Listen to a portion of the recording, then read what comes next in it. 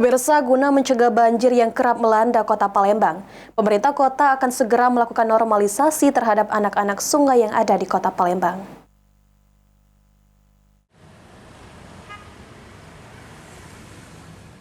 Pemerintah kota Palembang akan segera melakukan normalisasi anak sungai yang ada di kota Palembang.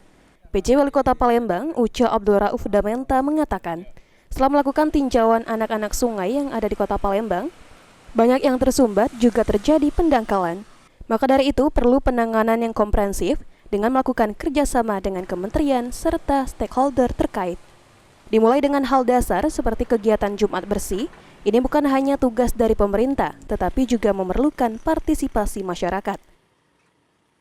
Itu terus terang saya sudah keliling di beberapa tempat. Jadi anak-anak sungai di kota Palembang ini semua telah sebagian besar tersumbat, termasuk rawa, pendangkalan. Ya, pendangkalan, terjadi pendangkalan.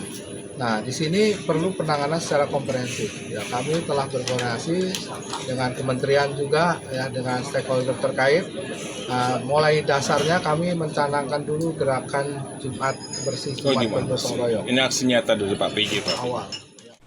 Ditambahkan Damenta, dirinya sudah meminta kepada seluruh camat dan lurah untuk membentuk tim gugus tugas kebersihan. Ilham Wahyudi, PAL TV.